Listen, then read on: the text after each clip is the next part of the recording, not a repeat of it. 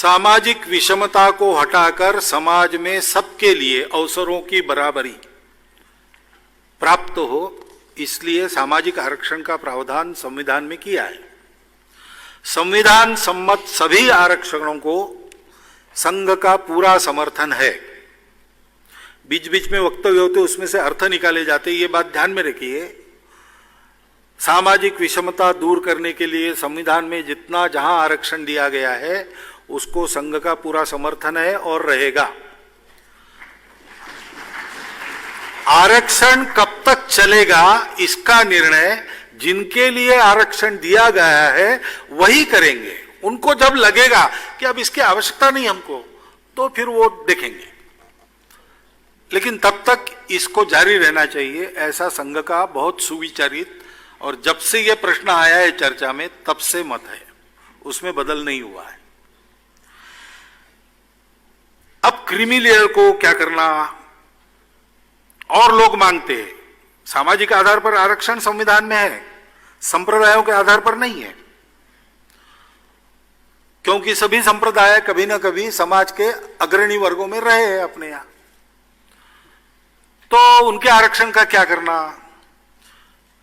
अब और भी जातियां आरक्षण मांग रही है, उसका क्या करना, इसका विचार करने के लिए संविधान ने पीठ बनाए हैं, फोरम बनाए हैं, वो उसका विचार करें और उचित निर्णय दें। आरक्षण समस्या नहीं है, आरक्षण की राजनीति यह समस्या है। भाई अपने समाज का एक अंग पीछे है ऐतिहासिक सामाजिक कारणों से। शरीर पूरा स्वस्थ तब कहा जाता है, उसके सब अंग अगर आगे जाना है तो आगे जाते हैं। मैं आगे जाने को होता हूं, हाथ हिलने लगते लेकिन पैर पीछे रह जाते हैं, तो मुझे पैरालिटिक कहा जाता है। इसलिए उसको बराबरी में लाना ये तो आवश्यकता है। तो समाज में ये बराबरी कब आएगी, तो जो ऊपर है वो नीचे झुकेंगे और जो नीचे है वो एड़ियां ऊंची करेंगे, हाथ से हाथ मिलाकर गड्ढे में जो गिरे हैं उनको ऊपर लाया जाएगा। समाज को आरक्षण का विचार इस मानसिकता से करना चाहिए। आज हमको मिल रहा है कि नहीं मिल रहा है ये नहीं सोचना चाहिए, सबको मिलना चाहिए।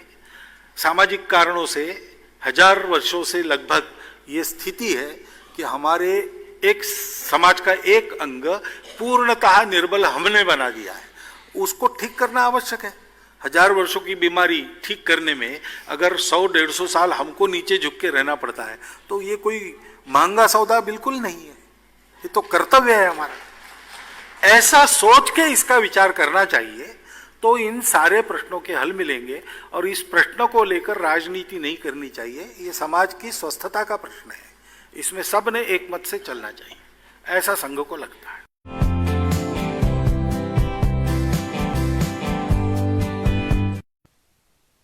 రిజర్వేషన్ల గురించి సర్ సంఘ్ చాలక్ ఇలా అన్నారు.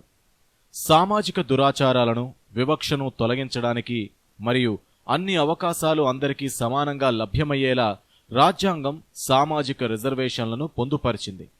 రాజ్యాంగం కల్పించిన అన్ని రిజర్వేషన్లను సంఘ్ పూర్తిగా సమర్థిస్తుంది.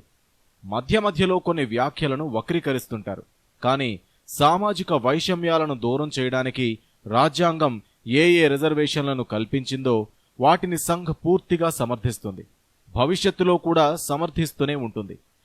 ఎప్పటిదాకా రిజర్వేషన్లు కొనసాగాలనేది రిజర్వేషన్లను పొందే వర్గాలే నిర్ణయిస్తారు. రిజర్వేషన్లు ఇంక మాకు అక్కర్లేదు అని వారికి ఎప్పుడు అనిపిస్తుందో అప్పుడు ఆలోచిద్దాం. ఎప్పుడు రిజర్వేషన్లు మొదలయ్యాయో అప్పటి నుంచి సంఘ్ నిశ్చిత అభిప్రాయం ఇదే, దానిలో ఏ మార్పు లేదు. ఇంకా క్రీమీ లేయర్ అంటే వెనకబడిన వర్గాల్లో ఉన్నత శ్రేణులు విషయానికొస్తే సామాజిక వెనుకబాటుతనం ఆధారంగా రాజ్యాంగంలో రిజర్వేషన్లున్నాయి.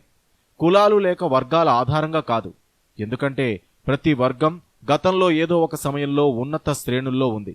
కాబట్టి క్రీమీ లేయర్ వెనుకబడిన వర్గాల్లో ఉన్నత శ్రేణులకి రిజర్వేషన్ల సంగతి ఏమిటి? ఇతర కులాల వారు కూడా రిజర్వేషన్లు కోరుతున్నారు, దాని గురించి ఏమి చేయాలి?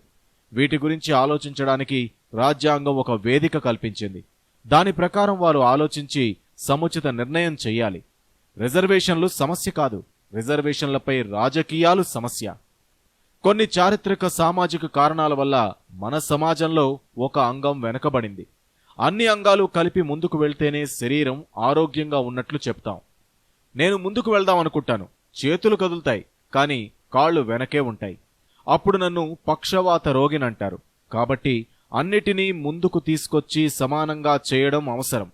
సమాజంలో ఈ సమానత్వం ఎప్పుడొస్తుంది? పైనున్నవారు క్రిందకు వంగాలి, క్రిందున్నవారు పైకి లేచి చేయి చేయి కలిపి గొయ్యిలో ఉన్నవారిని పైకి తేవాలి. రిజర్వేషన్లపై సమాజం ఈ విధమైన మానసిక స్థాయితో ఆలోచించాల్సి ఉంటుంది. ఈ రోజు మనకు రిజర్వేషన్లు దక్కుతున్నాయా లేదా అని కాదు, అందరూ రిజర్వేషన్లు పొందాలి.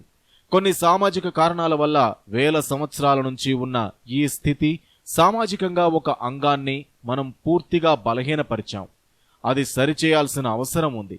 1000 సంవత్సరాల రుగ్మతను నయం చేయడానికి మనం 100-150 సంవత్సరాలు వంగి జీవించాల్సి వస్తే ఇదేమంత ఖరీదైన బేరం కాదు. ఇది మన కర్తవ్యం. ఈ విధంగా దీని గురించి ఆలోచిస్తే అన్ని ప్రశ్నలకు మనకు సమాధానాలు దొరుకుతాయి. ఈ ప్రశ్నల గురించి రాజకీయాలు చేయకూడదు. ఇది సామాజిక ఆరోగ్యానికి సంబంధించిన విషయం. అందరూ ఒకే అభిప్రాయంతో ముందుకు వెళ్లాలని సంఘ్ అభిప్రాయం.